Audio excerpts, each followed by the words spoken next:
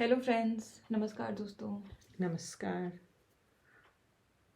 I hope you're all doing well. And this is our channel, basically my mom's channel, या Raka Call. तो Orissa club. Yes, तो आज हम review करने जा रहे हैं of the movie Kashmir files, the Kashmir files, which released on this Friday on 11th of March. And we are reviewing it because we are Kashmiri Pandits and it is directly related to us, especially my family. So we felt ki we owe this and we need to tell our story and we need to also just talk about this movie. हाँ, yes. Vivek Agnihotri ji की ये movie जो है, ये एक बहुत ही बड़ा bold step है विवेक अग्निहोत्री जी का, कि उन्होंने एक सच्ची कहानी जो है उसको पर्दे पे लाया। आज तक किसी ने हिम्मत नहीं की ऐसी कहानी जो है उसको पर्दे पे लाने की। तो हम उनका बहुत बहुत अभिनंदन करते हैं कि उन्होंने किसी कम्युनिटी के बारे में इतना सोचा, और सिर्फ सोचा ही नहीं, उन्होंने इस पर बहुत अच्छे से रिसर्च किया है।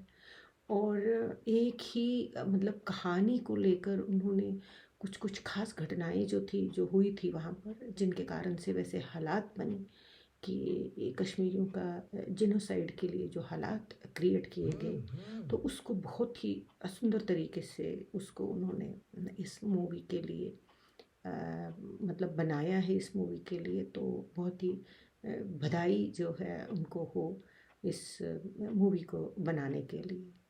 आई थिंक सबसे पहले तो आई विल ऑल्सो से कि इससे बहुत अवेयरनेस आएगी पूरे इंडिया में, खासकर क्योंकि जब मैं बाहर पढ़ने गई अपनी ग्रेजुएशन के लिए या आगे अपने कंपनी के लिए, तो आई सॉ कि when I used to tell people कि आई एम कश्मीरी पंडित, तो most of them didn't even know who we are and what our story is.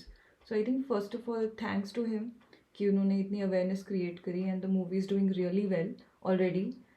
So हाँ, और ऐसा हुआ कि जो बहुत पुराने एक दर्द जो है हमारे अंदर, कश्मीरी पंडितों के अंदर, उस पलायन का जो हुआ उसमें, और जो ज़ख्म दिए गए कश्मीरी पंडितों को, वो स्टोरीज़ हमें याद आने लगी। मेरी एक चाइल्डहुड फ्रेंड सरला भट्ट थी, जिसको कि मतलब रेप किया गया और रेप के बाद उसके टुकड़े टुकड़े किए गए। ये एक बहुत ही दर्दनाक कहानी थी, और इन्होंने इतनी संवेदना से ये एक स्टोरी जो है वो बनाई हुई है, ताकि मतलब थोड़ा सा कंट्रोल में सारी सिचुएशन रहे, जबकि इससे भी बहुत ख़राब तरीका जो था वो अपनाया गया था वहाँ पर, कि कश्मीरी पंडित्स को किसी तरह से भगाया जाए वहाँ से। तो हमें उस चीज़ की याद आ रही है। हमारे फूफा जी श्री PN भट्ट जो लॉयर थे, उनको भी घर से निकलती ही उनको गोली से उड़ा दिया गया था। तो बहुत सारे हमारे ज़ख्म जो है वो हरे हो गए, फिर से एक जगा दिया जैसे हमें विवेक अग्निहोत्री जी को। और हम लोग तो खुद को भूल ही गए थे, क्योंकि नई सेटलमेंट बाहर आके और नए से अपने आप को स्टैंड करना, तो हम कुछ खास कर नहीं पाए अपनी कम्युनिटी के लिए। और विवेक अग्निहोत्री जी कश्मीरी ना होते हुए भी वो हमारी कम्युनिटी के लिए इतने संवेदनशील रहे हैं, तो we are really very very grateful to him. right, and I also feel कि हमारा उन्होंने इवन हमारी साइड भी दिखाई, जो जनरेशन हमारी है who have not really lived in Kashmir, but we were born right after migration, just a few years after migration. तो हमारा द डिस्कनेक्ट, क्योंकि हम सिर्फ स्टोरी सुनते हैं एंड कभी किसी से, बट इन्होंने बहुत क्लियरली वो चीज़ हमारी भी दिखाई है, हमारी side of story. So I think there is a lot of connection that I felt in the movie, and it is very true.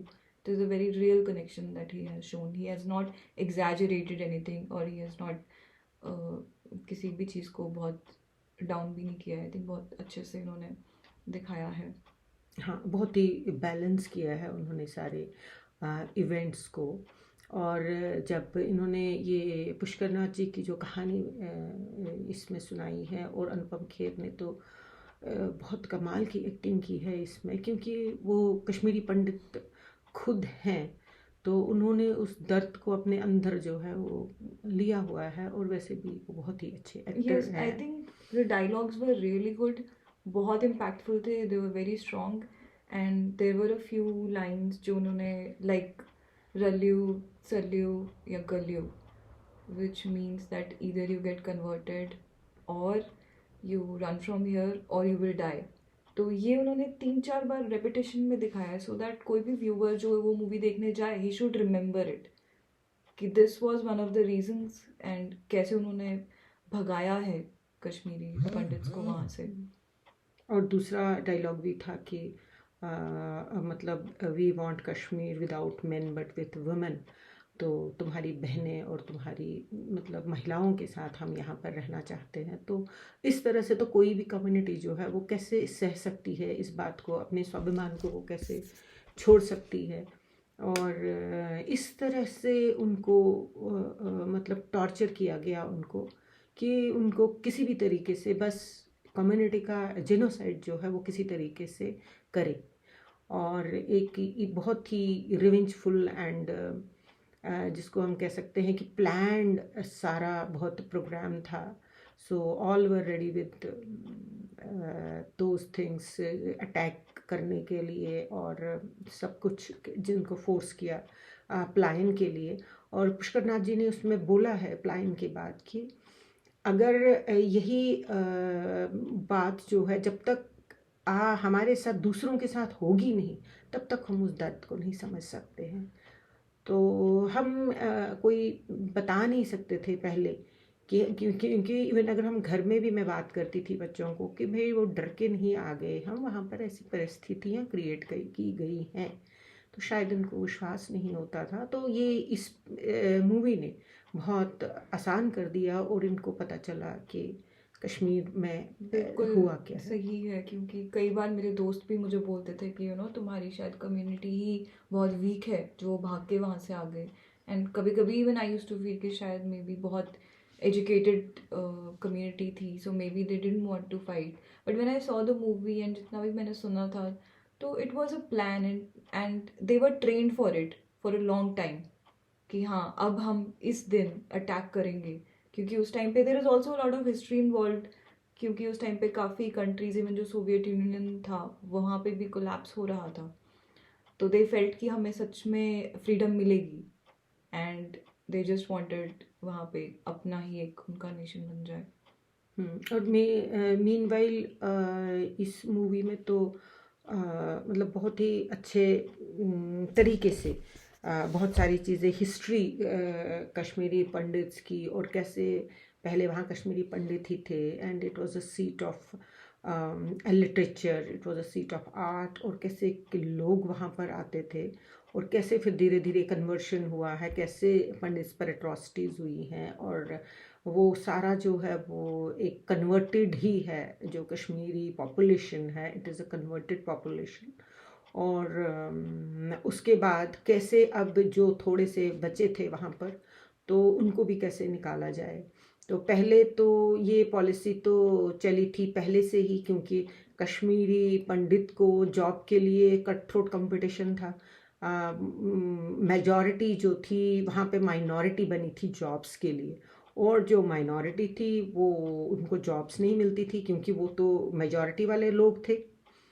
और मतलब इसलिए सबसे पहले तो उनको जॉब्स अच्छे से नहीं मिलती थी, और कट थ्रोट कॉम्पिटिशन जो था वो कश्मीरी पंडित का कश्मीरी के पंडित के साथ ही होता था, क्योंकि दूसरी कम्युनिटी को तो जॉब्स मिल ही रही थी, because they were considered as minority as per the Indian law.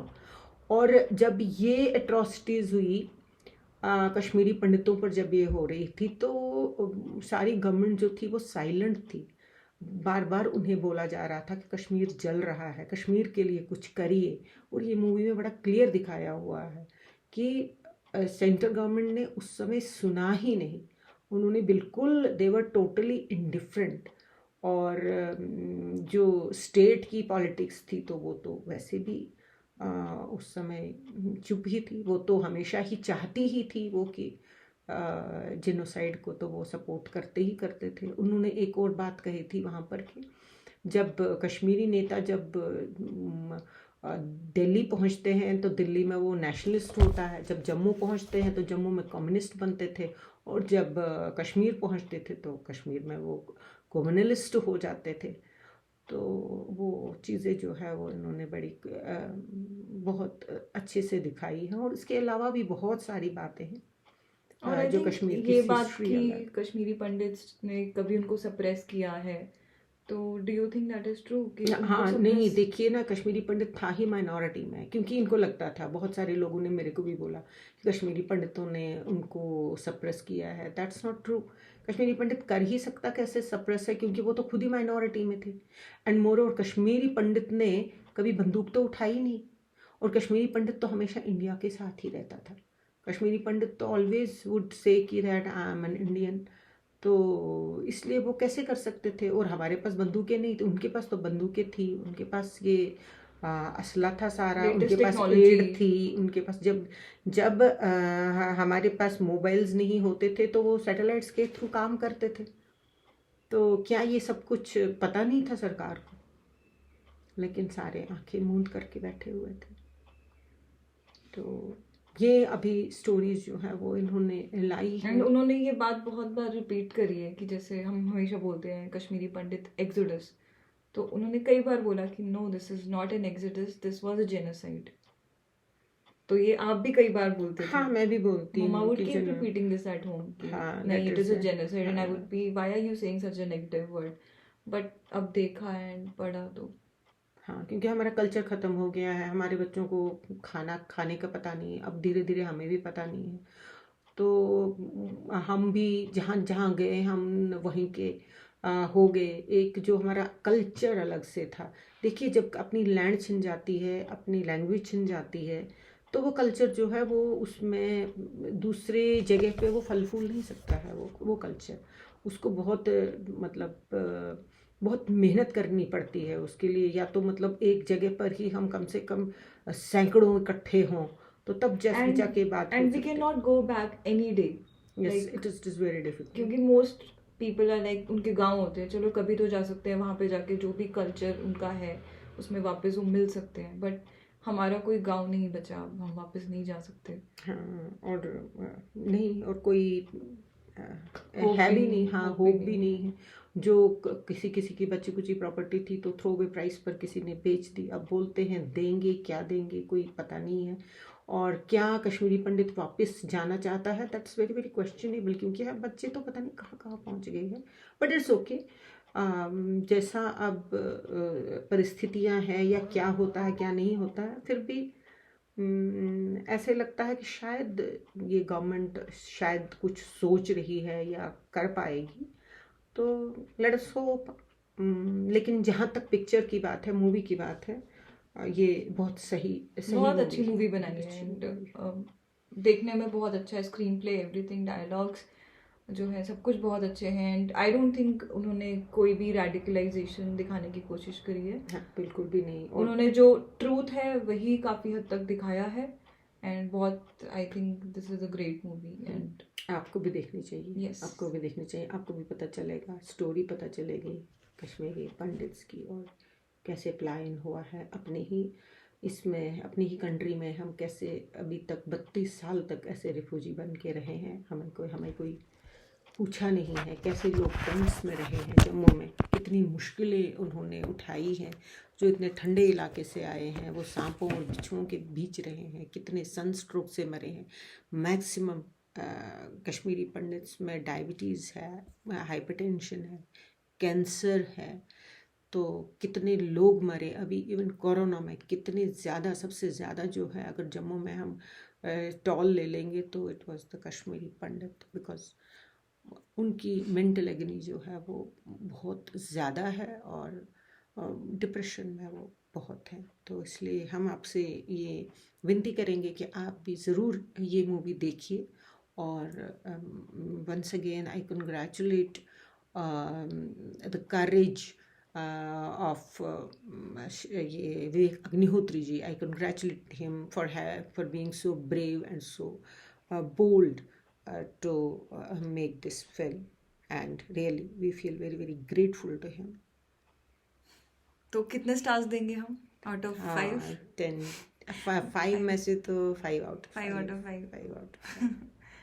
So yeah, please Yeah, watch the thank movie. you. Yes, watch the movie definitely.